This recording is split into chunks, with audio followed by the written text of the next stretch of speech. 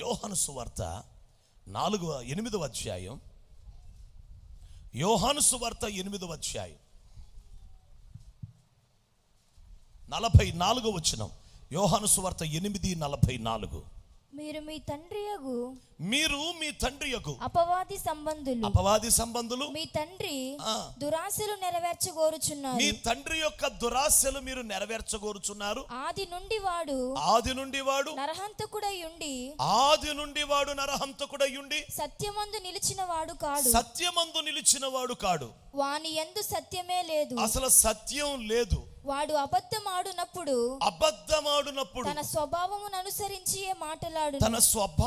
అనుసరించి మాట్లాడును. వాడు అబద్ధికుడు అబద్ధమునకు జనకుడనై ఉన్నాడు. అబద్ధమునకు డాడీ అయి ఉన్నాడు. నేను సత్యమునే చెప్పుచున్నాను గనుక మీరు నన్ను నమ్మరు. చాలు. హల్లెలూయా. తలపైకెత్తి నా వైపు చూడండి. యేసు ప్రభు మాట్లాడిన ఈ 4 మాటల్లో, అమ్మా ఇటు చూడండి ఒకసారి, ఈ 4 మాటల్లో సాతానుగాడి బుక్కు ఇంత పెద్దదైతే, అదొక 500 పేజీల పుస్తకం అయితే, యేసుక్రీస్తు 500 పేజీల పుస్తకమైన సాతానుగాడి చరిత్రని 4 వచనాల్లో చెప్పేశాడు దేవుడు. ఇంత పెద్ద బుక్కుని ఇంత సమ్మరి, ఇంత చిన్నగా దాన్ని చాలా దగ్గరికి తీసుకొచ్చి సాతాను ఎవరో చెప్పాడు. వినండి అమ్మ, ఒక శ్రద్ధగా వినండి. నిద్ర రాని బాకండి, మత్తు రాని బాకండి, ఆసక్తిగా ఉండండి. స్తోత్రం చెప్పండి. హల్లెలూయా.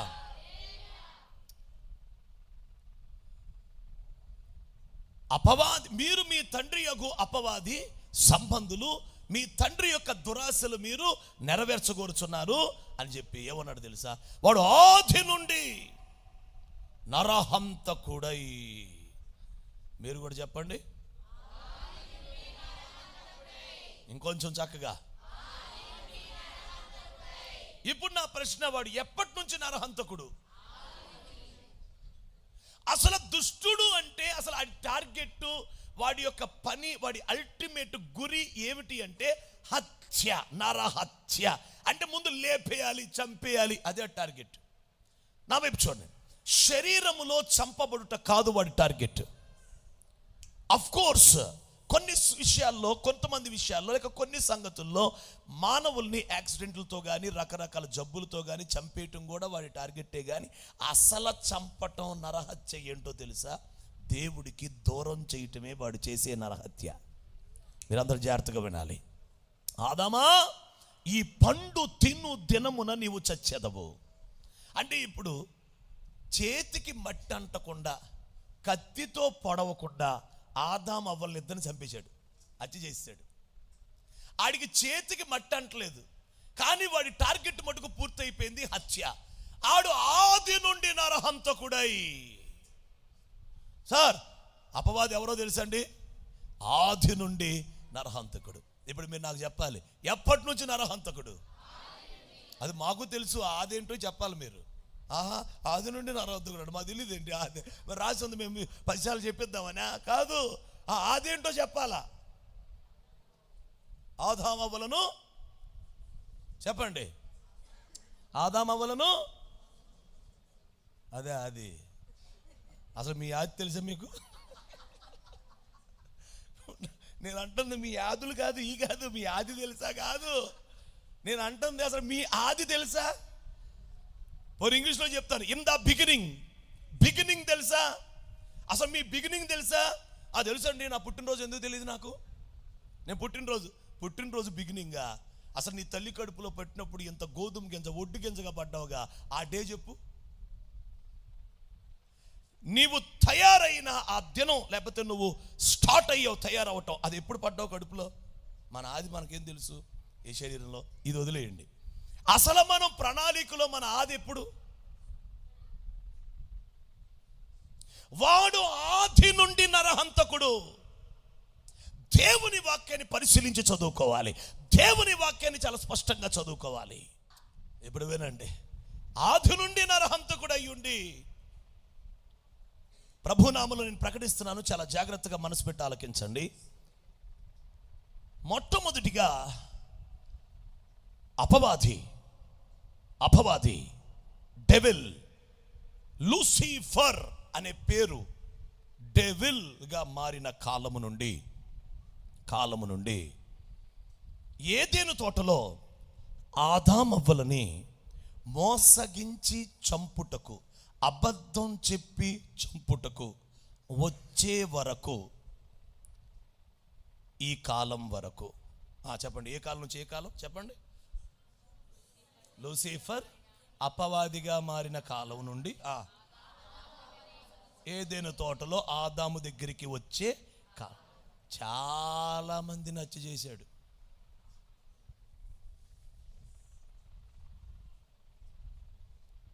చాలా హత్యలు చేశాడు. వీడిది ఒక పెద్ద చరిత్ర. వీడి జడ్జిమెంట్కి, వీడి తీర్పుకి దేవుడు తీర్పు తీర్చేసేసి వీడి శిక్షించటానికి ఒక టైం పెట్టాడు. తీర్పు అయితే ఎప్పుడో వచ్చేసింది, కానీ శిక్షించటానికి ఒక టైం పెట్టాడు. ఈ శిక్షించబడే లోపుగా, ఈ శిక్ష పొందే లోపుగా వాడి కార్యకలాపాలన్నీ జరిగించాలని వాడనుకుంటున్నాడు. కానీ అద్భుతమైన మాట వినండి, దేవునికి స్తోత్రం. వాడు చాలా మందిని హత్య చేశాడు, చాలా మందిని. అందుకే ఆది నుండి వాడు నరహంతకుడు. ఏదెను తోటలో ఆదామవ్వలతో కాదు వాడు హత్యలు మొదలైనవి. ఏదెను తోటలో ఆదామవ్వల్ని కాదు ఆడు మొదట మోసగించింది. ఏదెను తోటలో ఆదామవ్వల్ని కాదు ఆడు మొదట పాడు చేసింది, లేక చంపివేసింది, హత్య చేసింది, నాశనం చేసింది, దొంగతనం చేసింది. అది కాదు. యేసుక్రీస్తే ఈ అపవాది గురించి మాట్లాడుతూ, మీరు చూడండి, నా వైపు చూడండి చాలు, మీరు బైబిల్ తీయక్కర్లేదు. దొంగ దేనికి వస్తాడు? దొంగతనమును, నాశనమును, హత్యను చేయుటకు వచ్చును. మరి దేనికి నీరాడు అంటే వాడి ప్రాసెస్ చెప్పాడు చూడండి. దొంగ, వాడు మొదటి నుంచి దొంగ, అపవాది, లేక అబద్ధికుడు, నరహంతకుడు. ఆడు ఏం చేయటానికి వస్తాడంటే దొంగతనం చేయటానికి, నాశనం చేయటానికి, హత్య చేయటానికే వస్తాడంట. ఇది వాడి చరిత్ర. ఇప్పుడు ఆలకించండి. ఎప్పుడైతే లూసిఫర్ అపవాదిగా మార్చబడ్డాడో వెంటనే దేవుని ప్రజలారా, వెంటనే వానికి తీర్పు తీర్చబడింది. వాడు తానా అంటే తందానా అన్నారు ఒక బ్యాచి. ఆ తానా అంటే తందానా అన్నటువంటి సాతాను దూతలు ఉన్నారు. సాతాను దూతలు కాదు, వారు యెహోవా దూతలే, కానీ ఆడి మాట వినినందుకు సాతాను దూతలు అయిపోయారు. ఇప్పుడు వినండి, ఆది నుండి వాడు నరహంతకుడు అంటే ఆడు ఫస్ట్ చంపేసింది ఎవరినంటే దూతల్ని. ఫస్ట్ చంపేసింది ఎవరిని అంటే అసలు పొల్యూషన్ మొదలుపెట్టింది, అబద్ధాలు చెప్పటం మొదలుపెట్టింది, మోసం చేయటం మొదలుపెట్టింది. సత్యమందు నిలవకుండా అసత్యమును చెప్తూ మోసపూరితమైన అనుభవాల్లోకి నడిపించడం మొదలుపెట్టింది. ఎవరి దగ్గర నుంచి అంటే దూతల దగ్గర నుంచి మొదలుపెట్టాడు. దేవదూతల దగ్గర నుంచి. వాళ్ళు వెంటనే పడిపోయారు దూతలు. భలే ఉంది ఇది, మనం అక్కడికి వెళ్తామా, ఆయనతో సమానం అవుతామా? సేమ్ అదే చెప్పాడు. ఎవరితో? అవ్వతో, ఆదాముతో. మీరు దేవతల వంటి వాళ్ళు అయిపోతారు, మీరు చాలా అప్గ్రేడ్ అయిపోయి మీరు చాలా మహిమతో నిండిపోతారు, వీళ్ళకి ఆశ కలిగింది నిజమేనా అని ఎగ్జాక్ట్గా దూతలతో అదే చెప్పాడు. వాళ్ళు మోసం చేశాడు. విచిత్రం ఏంటో తెలుసా? ఆడి మాట వినిన వాళ్ళు సచ్చారు, అనగా హత్య చేశారు, హత్య చేయబడ్డారు, అనగా దేవునికి దూరం అయిపోయారు. వెలుగు పోయింది, ఈడు చీకటి, ఆళ్ళు చీకటి, మొత్తం చీకటయ్యారు. ఈ చీకటే అగాధ జలముల మీద కమ్ముకుంది. లేకపోతే సృష్టిలో చీకటి లేదు. అసలు దేవుడు చీకటికి కర్త కాడు. అసలు ఆయన చీకటిని చేయలేదు, కానీ చీకటి మీద అధికారం చేయగలడు. చీకటిలోకి వెళ్ళి వెలుగుగా రాగలడు. చీకటిలో తన కార్యకలాపాలు జరపగలడు. కానీ ఆయన చీకటి కాదు, ఆయన యందు చీకటి లేదు. ఎవరైనా చీకటిలో ఉంటే వెళ్ళి లాక్కొచ్చేయగలడు, కానీ ఆయన చీకటి కాదు. అసలు ఆయన సృష్టించలేదు చీకటి. ఎప్పుడైతే అపవాది దూతలు తీర్పు తీర్చబడ్డారో ఆ తీర్పు యొక్క పర్యవసానమే అగాధ జలముల మీద చీకటి కమ్ముకుంది. దేవుడు వెలుగు కమ్మని పలుకగా మీరెందుకో పలకలేదు? మరి దేవుడు వెలుగు కమ్మని పలుకగా హల్లెలూయా. ఇప్పుడు నా ప్రశ్న, దేవుడు చీకటి కమ్మని పలుకగా అని ఎందుకు అనలేదు? ఏమా చిన్నారమ్మా, చీకటి కలుగగా అని ఎందుకు అని అనలేదు, ఉంది కాబట్టి. ఎక్కడి నుంచి ఉంది ఆ చీకటి? అసలు ఎక్కడి నుంచి వచ్చింది ఆ చీకటి? అసలు చీకటిని పోనీ ఎప్పుడన్నా అన్నాడా చీకటి కలుగునుగా కానీ? హల్లెలూయా. మరి ఎందుకు చీకటి ఏర్పడింది అంటే అది అపవాది యొక్క తీర్పుకి వాడే వెలుగుగా ఉన్నవాడు చీకటయ్యాడు. ఆడి చీకటి ఎంత గొప్పదో చెప్పలేం. ఆ చీకటే గొప్ప గాఢాంధకారపు రాజ్యం అయిపోయింది, అంధకార అధికారం అయిపోయింది. అందుకే యేసయ్యని సిలువ వేసినప్పుడు ఆయన చెప్తున్నాడు, నేను దేవాలయములో పగటి వేళ ఉన్నప్పుడు మీరు నన్ను పట్టుకోలేదు, ఇది మీ గడియ అంధకార సంబంధమైన అధికారం అన్నాడు. అంటే అందుకే వాళ్ళు వచ్చి పట్టుకొని యేసయ్యని తీసుకెళ్ళిపోయి సిలువ వేశారు. కారణం ఏంటి? యూదులు, శాస్త్రులు, పరిసయ్యులు, సద్దుకయ్యులు ఈ బ్యాచ్ అంతా ఏ అధికారం కింద ఉన్నారు? చీకటి అధికారం కింద. అందుకే యేసు ప్రభువుని పట్టుకొని తీసుకెళ్ళి సిలువ వేశారు. అందుకే 12 గంటలకే కటిక చీకటి ఏర్పడింది.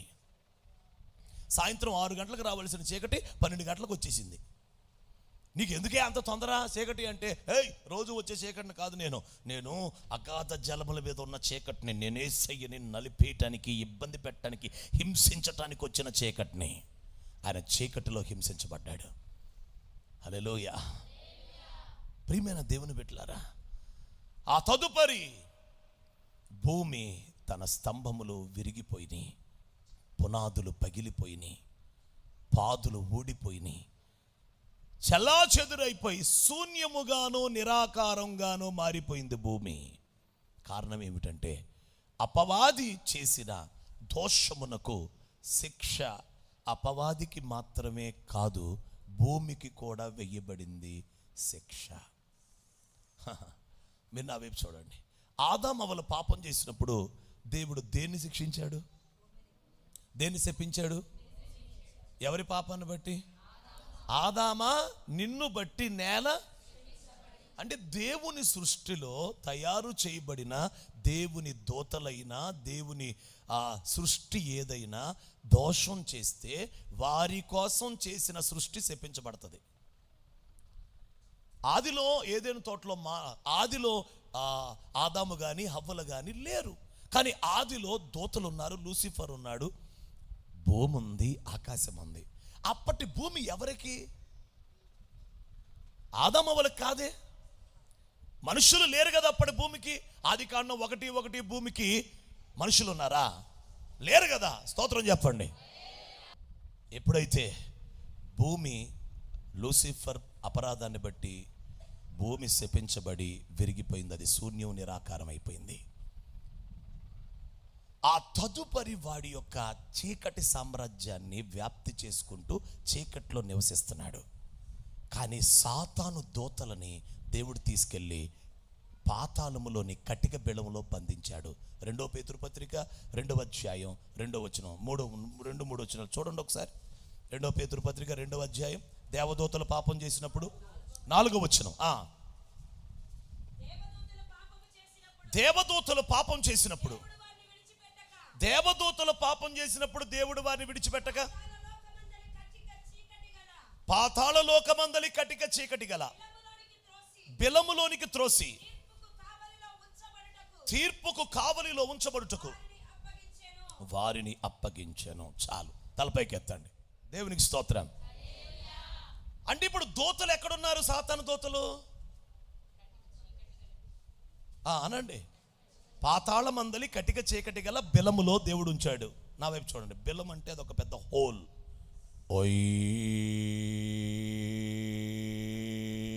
ఇక అంతే సౌండ్, దాన్నే బిలం అంటారు. వెళ్తానే ఉంటారు, అడుగు లేని అగాధం. ఇక అది వెళ్తానే బై అంటే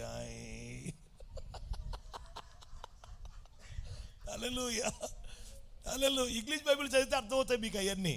రైట్, వినండి జాగ్రత్తగా. దేవునికి స్తోత్రం. నా ప్రశ్న, సాతాను తానా అనగానే వీళ్ళందరూ తందానా అన్నారు. పాపం మొత్తం వీళ్ళు ఎక్కడున్నారు ఇప్పుడు? పాతాళంలో. సాతాన్ని ఎందుకు వేయలేదు పాతాళంలో దేవుడు? ఇప్పటికీ పాతాళం లేడు. యోబు కాలంలో దేవుడు దగ్గరికి వెళ్ళి వచ్చాడు.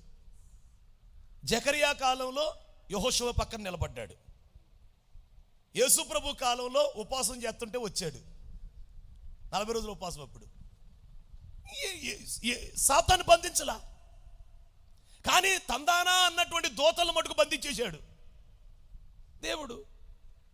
హల్లెలూయా. ఇక దానిలోకి వెళ్ళామంటే అదొక పెద్ద అద్భుతమైన సత్యం. ఆ తర్వాత చెప్పుకుందాం ఎప్పుడైనా. నా వైపు చూస్తూ వినండి జాగ్రత్తగా.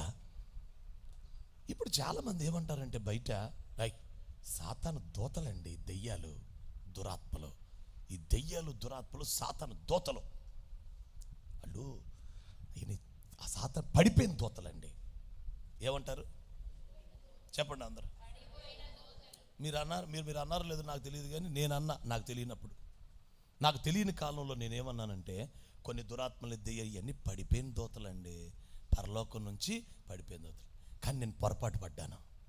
నేను వాక్యాన్ని లోతుగా పరిశీలించినప్పుడు, మరి కొందరి దైవజనుల వాక్యం నేను వినినప్పుడు, ఆ రెండింటిని పోల్చుకున్నప్పుడు, స్టడీ చేసినప్పుడు, నిజమేరా, పడిపోయిన దోతల్లో ఒక్క దోత కూడా ఆకాశంలో కానీ భూమి మీదకైనా భూమి కింద నీళ్ళల్లో కానీ లేదు. అందరూ పడిపోయిన దోతల్ని బంధించేశాడు దేవుడు. ఒక్కరిని కూడా రోడ్డు మీదకి వదల్లా.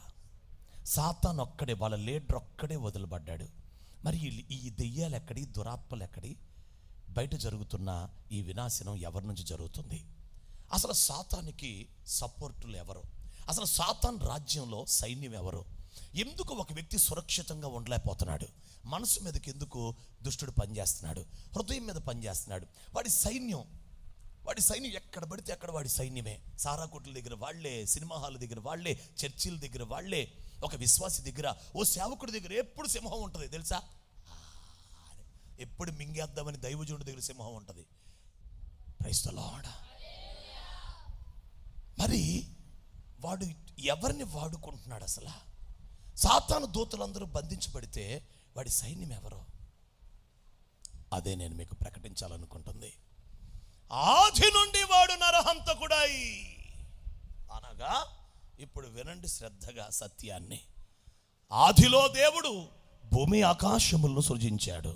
ఆ భూమిని సృష్టించినప్పుడు, ఆకాశములను సృష్టించినప్పుడు, ఆకాశముల సృష్టిలో కలుగ చేయబడిన వాడు లూసిఫర్, గబ్రియేల్, మిఖాయేల్, ప్రధాన దూతలు, కెరూబులు, సెరాపులు, వేవేల కోట్లది దూతలు, 24 పెద్దలు, 4 జీవులు, సైన్యము, వాయువైన దూతలు, అగ్ని జ్వాలలైన దూతలు, ఉరుము అయిన దూతలు, కాపాడే దూతలు, పరిచర్య చేసే దూతలు, ఏమండి ఇంక చాలా చాలా దూతలు ఉన్నారు. ఇదంతా ఆ ఆదికాండం 1:1 చేసి సృష్టి అప్పుడు చేశాడు దేవుడు. అప్పుడే అదృశ్యమైన ఆకాశ పక్షులు, అదృశ్యమైన భూమృగాలు, అదృశ్యమైన జలచరములు అప్పుడే చేయబడ్డాయి. హల్లెలూయా. నా పదం మాటను మీరు వినాలి. అదృశ్యమైన అనేది వినాలి. చెప్పండి, ఏ అయ్యండి అంటే కనబడేవా, కనబడనివా? కనబడవు. కనబడని ఆకాశ పక్షులు, కనబడని జీవులు, కనబడనివి దేవుడు సృష్టించాడు అప్పుడే.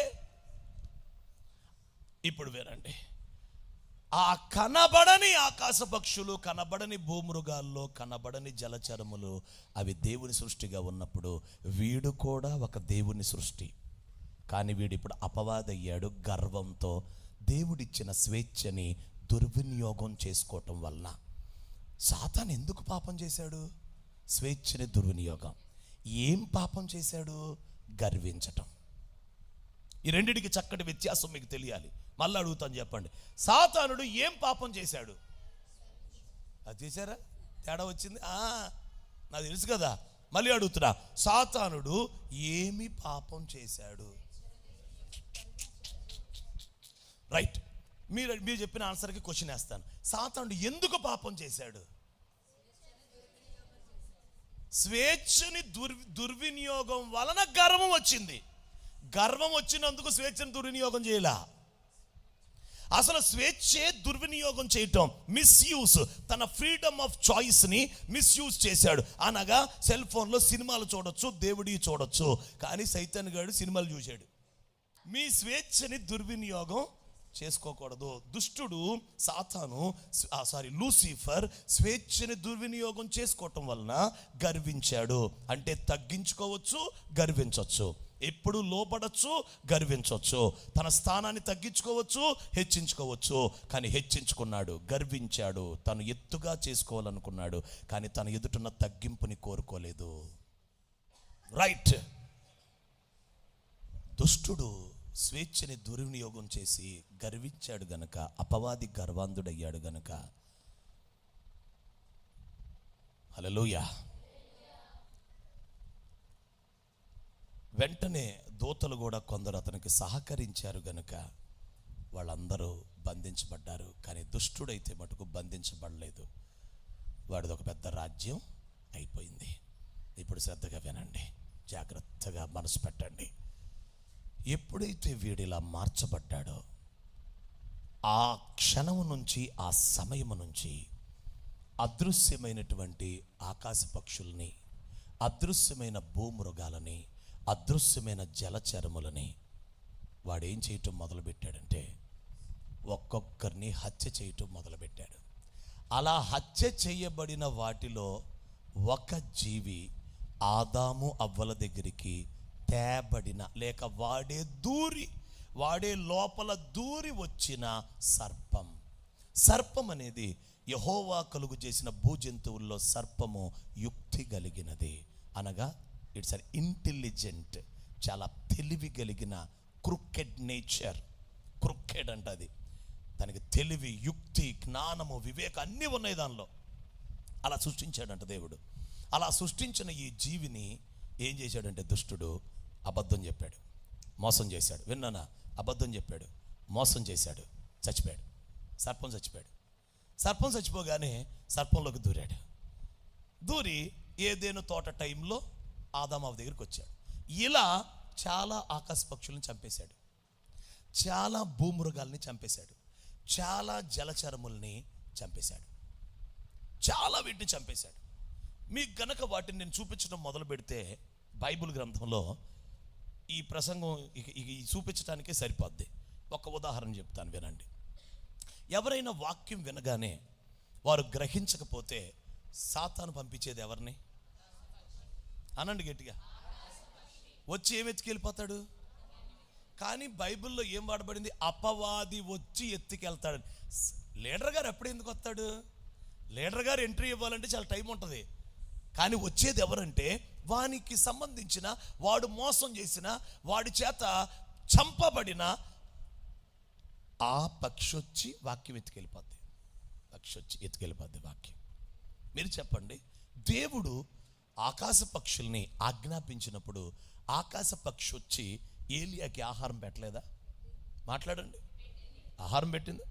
నోవాహు ఒక పక్షిని పంపిస్తే ఆ పక్షి వెళ్ళి నోవాహుకి బయట వాతావరణాన్ని తెలియపరచడానికి ఒలీవ కొమ్మని ముక్కుతో తుంచుకొని రాలేదా? వచ్చిందా? అంటే చూడండి, దేవుని మాట పక్షులు విన్నాయి, మనుష్యుని మాట పక్షులు విన్నాయి. దేవుని మాట విన్నాయి, మనుషుల మాట విన్నాయి. అంటే పక్షులు వినేవి, పక్షులు వింటాయి. ఎందుకు? ఈ మాంసములో ఉన్న పక్షులు వినేటట్లుగా వాటిని దేవుడు చేసి వాటి ద్వారా పరిచర్య చేయించాడంటే, ఏలియాకి తెచ్చిన పక్షిని మనం చూస్తున్నప్పుడు ఇప్పుడు మనకు కనబడుతున్న పక్షులు కూడా మనకి మాంసం తెస్తాయని ప్రార్థన చేయకూడదు. ఆదివారం అవగానే కూర్చొని ఏలియాకి తీసుకొచ్చిన పక్షి, ప్రభు ఆ పక్షికి ఆజ్ఞాపించి నాకు మాంసం అని అడగకూడదు. ఆ పక్షి ఏలియాకి మాంసం తీసుకొచ్చిందంటే కారణం ఏమిటి అని మనం చూసినప్పుడు అర్థం అవ్వాల్సింది ఏమిటంటే, ఓహో ఇలాంటి అదృశ్య పక్షులు ఉన్నాయి, ఆ పక్షులు మనకేదో సహాయం చెయ్యటానికి సృష్టించాడు. యోనాని తన కడుపులో పెట్టుకొని అరాయించుకోకుండా ఉండే వ్యవస్థ లోపలుంది తిమింగలానికి. యోనా చేప కడుపులో అరగలేదు. అంటే చేప ఆ యోనాని మింగిన ఆ తిమింగళంలో ఏముందంటే ఒక స్పేస్ ఉంది. ఇప్పుడు నేను ప్రకటిస్తున్నాను, వాటర్ వరల్డ్లో, కింద ఉన్నటువంటి వాటర్ వరల్డ్లో ప్రయాణం చేసే, ట్రావెలింగ్ చేయటానికి వెహికల్స్, అందులో ఉన్న జలచరములే భూమి కింద నీళ్ల యందున్న ప్రజలు, నీళ్ల యందున్న దేవుని సృష్టి, వాటర్ సివిలైజేషన్. భూమి నీళ్ల కింద కూడా ఒక ప్రపంచం ఉంది. ఆ ప్రపంచంలో ప్రజల్ని ట్రావెలింగ్ చేసేవి పెద్ద పెద్ద జలచరముల్లో. అవి వాటి లోపలికి వెళ్ళి కూర్చుంటారు చక్కగా. ప్రయాణం చేసే సాధనాలు. ఎందుకు ఎందుకు ఎందుకు అరగలేదు? ఎందుకు కొరకలేదు? ఎందుకు యోనా గాలాడిందా గాలాడలేదా? మాట్లాడరేంటి? అంటే లోపల ఆక్సిజన్ ఉందా లేదా? ఏ జంతువులన్నా ఉంటుందా ఆక్సిజన్ లోపల? మనం ఏమైపోతాం లోపలికి వెళ్ళగానే? ముందు ఊపిరాడక సత్వం, అది అంటది, అది అనిదంటే చలికి అయిపోయినట్టే లోపల. దానికి మనం వెళ్ళి గాలి పైకి వచ్చిందా అవుట్. లోపల గాలి స్థానానికి మనం వెళ్ళిపోయాం, గాలి బయటకు వచ్చేసింది. ఆ గాలి తేపులు వస్తాయి కదా, తేపింది, ఇక లోపలికి వెళ్తే అరిగిపోవటమే. కానీ యోనా అరగల. ఇవి చూడగానే మనకేం గుర్తు రావాలి? అదృశ్యమైనవి ఉన్నాయి. ఆ అదృశ్యమైన వాటి వ్యవస్థ మనకు అర్థం అవ్వాలి. దేవుడు మన కళ్ళు తెరుచునుగాక, హృదయం తెరుచునుగాక. ఆ అదృశ్య ఆకాశ పక్షుల్ని హత్య చేశాడు. ఆడ ఆది నుండి నరహంతకుడు అంటే ఆదిలోనే ఆకాశ పక్షుల్ని, ఆదిలోనే జలచరముల్ని, ఆదిలోనే భూమృగాలని వాడు హత్య చేశాడు. దేవుడికి దూరం చేశాడు. కానీ అవి సృష్టించింది ఎవరు? దేవుడు. ఎవరి కోసం? అనండి గట్టిగా. సరే, మానవుల కోసం అనే పాయింట్ మీలో నిర్ధారణ అవటానికి ఓ మాట. అదేంటో తెలుసా? నేను మిమ్మల్ని తోడేళ్ల మధ్యకు గొర్రెలను పంపినట్టు నేను మిమ్మల్ని పంపుతున్నాను. మీరు వెళ్ళి పాముల వలె వివేకులు, పావురముల వలె నిష్కపటులు. ఒక పాము ఏమి ఇవ్వాలి అంటే, మానవుడికి ఏం మేలు చేయాలంటే వివేకాన్ని ఇవ్వాలి పాము. ఒక అదృశ్యమైన ఆ జీవి, అదృశ్యమైన ద క్రీచర్ ఆఫ్ గాడ్, ఆ దేవుని యొక్క సృష్టి అయిన ఆ పాము అదృశ్యమైనది మానవుడిలోకి రాగానే ఏమవ్వాలంటే వివేకాన్ని ఇవ్వాలి, జ్ఞానం ఇవ్వాలి, అది సపోర్ట్ అవ్వాలి. అంటే ప్రతి ఆకాశ పక్షికి ఒక దేవునికి సంబంధించింది ఏదో వాటిలో ఉన్నాయి. హల్లెలూయా. భూమృగాల్లో దేవునికి సంబంధించినవి ఏవో ఉన్నాయి. జలచరముల్లో దేవునికి సంబంధించిన జ్ఞానమో, వివేకమో, తెలివో, ప్రేమో, నిష్కపటమో, ఆయన స్వభావాలేవో వాటిలో దాచబడ్డాయి. దేవుడు మన కళ్ళు తెరుచునగాక. హల్లెలూయా. వాటిని నింపి పెట్టాడు. ఇప్పుడు ఆదికాండం చూడండి, మొదటి అధ్యాయం. ఆదికాండం మొదటి అధ్యాయం. నేను ముగిస్తాను. 1:30 అయింది, 1 అవర్ అయింది ఇప్పుడు మనం మొదలుపెట్టి. ఆదికాండం మొదటి అధ్యాయం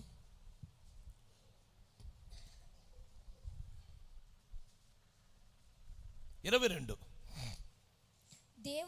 దేవుడు మీరు ఫలించి అభివృద్ధి పొంది సముద్ర జలములలో నిండియుండుడనియు. మళ్ళీ చదువునానా? సముద్ర జలములలో అబ్బే ఫస్ట్ నుంచి. దేవుడు మీరు ఫలించి అభివృద్ధి పొంది సముద్ర జలములలో నిండి ఉండుడనియు, పక్షులు భూమి మీద విస్తరించునుగాకనియు వాటిని ఆశీర్వదించెను. మీ తల పైకెత్తండి. దేవుడు వెలుగు కమ్మని పలుకుగా వెలుగు, కానీ వెలుగును విస్తరింప చేయమన్నాడా? రైట్. విశాలమును కలుగు చేసి విస్తరింపమని ఆశీర్వదించబడి అని చెప్పాడా? ఆరిన నేలని, కానీ ఆహారాన్ని, చెట్లని ఆశీర్వదించబడ్డా, విస్తరించిపోండి అన్నాడా? చెట్లని అవసరమైన పండ్లు గాయ అన్నాడు, అంతే. ఫలించి అవసరమైన ఫలాలు ఫలించను. కానీ నా వైపు చూడండి, ఆదాము అవ్వలను చేసి ఏమన్నాడు? ఫలించండి, విస్తరించండి అని దేవుడు ఆశీర్వదించాడు. సృష్టి మొత్తంలో దేవుడు ఆశీర్వదించింది రెండింటినే. ఒకటి మానవులని, 2 ఆకాశ పక్షుల్ని, జలచరములని, భూమృగాల్ని. చప్పట్లు కొట్టి దేవుణ్ణి. ఎందుకు? హల్లెలూయా. మానవునిలో దేవుని లక్షణాలు ఉన్నాయి, జలచరముల్లో ఆకాశ పక్షుల్లో దేవుని లక్షణాలు ఉన్నాయి, అది విస్తరించాలి. That is the reason. ఆదికాండం మీరు ఇలాగే చదువుకుంటున్నారా? ఇలాగే. ఈ పాయింట్ అర్థమైందా? ఇప్పుడు అర్థమైందా? హల్లెలూయా. ఎందుకు అంటే చూడండి, ఆదికాండంలో దేన్ని ఆశీర్వదించాలి దేవుడు, కానీ జలచరముల్ని ఆకాశ పక్షులను ఆశీర్వదించాడు. విస్తరించిపోండి, నిండిపోండి. ఎందుకు నిండిపోవాలి ప్రభు జలచరములు? ఎందుకు నిండిపోవాలయ్యా? మనుషులు కూడా నిండిపోతారు. మీరు భూమిని నిండించి లోపల చేసుకోండి, విస్తరించిపోండి. అందుకు మానవులకి అవసరం ఆకాశ పక్షులు, మానవులకు అవసరం జలచరములు. మీరు కూడా నిండండి. వాళ్ళు నిండుతారు, మీరు నిండండి. వాళ్ళు విస్తరిస్తారు, మీరు విస్తరించండి.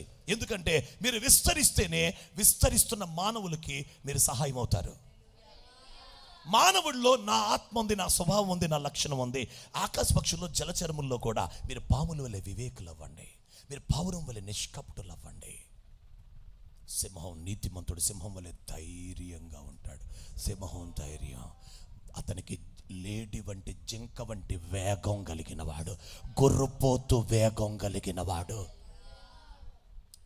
ప్రతి భూమృగం, ప్రతి జలచరములు, ప్రతి ఆకాశ పక్షి, నేను ప్రకటించేది ఇప్పుడు కనపడేవి కేవలం ఒక నమూనా.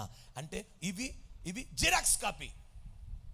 అస్సలు ఒరిజినల్ ఉంది, ఒరిజినల్కి ఇది జిరాక్స్ అంతే. It's an soft it's a copy అంతే. It's a copy, counter file. ఇదంతే. అసలు అదృశ్యం ఉంది, అదృశ్యమైనది. ఇప్పుడు మీరు చూడండి, దేవుని కుమారుడు పీటర్ అంటానికి ఈ ముక్కు, నోరు, చెవులు, కాళ్ళు, చేతులు, ఈ ముఖం, ఇది జిరాక్స్ కాపీ. ఇది జిరాక్స్. అసలైన పీటర్ లోపల ఉన్నాడు. అసలు వాడికి ఇది జిరాక్స్. ఆకాశ పక్షులకి అసలు ఉన్నాయి, వాటికి జిరాక్స్ కాపీ ఇవి. వీటిని చూసి వాటిని తెలుసుకోవాలి. ఈ మాంసాన్ని చూసుకుంటూ ఆత్మను తెలుసుకోవాలి. ఈ మానవుడు బయటకు కనపడే మట్టి దేహాన్ని చూసుకుంటూ మట్టి మనిషిని చూస్తూ ఆత్మ మనిషిని తెలుసుకోవాలి. దేవుడు మన కళ్ళు తెరుచును గాక. అంటే దేవుడు ముందుగా సృష్టించిన అదృశ్యమైన ఆ సృష్టిని ఆది నుండి నరహత్య చేస్తున్నాడు, అబద్ధాలు ఆడుతున్నాడు, మోసగిస్తున్నాడు. వీడి అబద్ధాలు, వీడి మోసం, వీడు చంపటం, హత్య చేయటం అనే ఈ ప్రాజెక్టు ఏదేను తోట నుంచి మొదలవ్వలేదు, ఎప్పటి నుంచో మొదలైపోయింది. అలా తన రాజ్యాన్ని విస్తరింపచేసేసుకున్నాడు, చాలా పెద్ద సామ్రాజ్యం చేసుకున్నాడు. అలా మోసగించబడి అపవిత్రమైపోయిన ఆకాశ పక్షులు, అపవిత్రమైన భూజంతువులు, అపవిత్రమైన జలచరములు, కనపడని అదృశ్యంగా ఉన్న జలచరములు, ఆకాశ పక్షులు, భూమృగాలే దెయ్యములు, దురాత్మలు, సాతాను దూతలు కాదు. అందరూ బంధించబడి ఉన్నారు సాతాను దూతలు. అందుకే మీరు చూడండి, ఏదైనా ఒక మానవుడు ఏదైనా పూజించాలనుకోండి, ఏ ప్రతిమ చేస్తారు? మీకు అసలు ఏం తెలియదు. అసలు ఇదేందమ్మా నాయనకాడ చూస్తారు. సరే, అరణ్యంలో ఇశ్రాయేలీలు ప్రయాణం చేస్తున్నప్పుడు ఏం చేశారు? రోమపత్రిక మొదటి అధ్యాయం 23వ చదవండి. రోమాపత్రిక మొదటి అధ్యాయం 23వ వాక్యాన్ని చూడాలని ప్రభు పేరట మనవి చేస్తున్నాను. అక్షయుడకు దేవుని మహిమను క్షయమైపోయే మనుష్యుల యొక్కయు, పక్షుల యొక్కయు, చతుష్పాద జంతువుల యొక్కయు, పురుగుల యొక్కయు.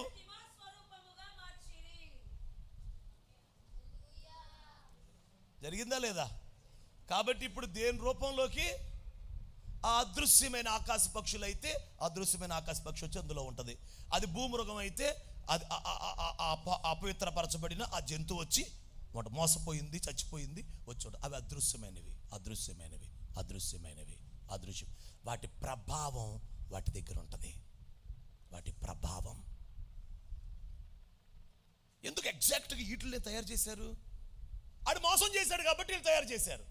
అసలు వీళ్ళు తయారు చేయడానికి ప్రేరేపణ ఎవరిది? దుష్టుడిది. దుష్టుడు ఎందుకు ప్రేరేపణ ఇచ్చాడు? నేను ఆల్రెడీ కొన్నిటిని పాడు చేశాను, అయ్యే చెయ్యండి అన్నాడు. వీళ్ళు అయ్యే చేశారు. వీళ్ళు పాడైపోయిన వాళ్ళు అయ్యే చేశారు.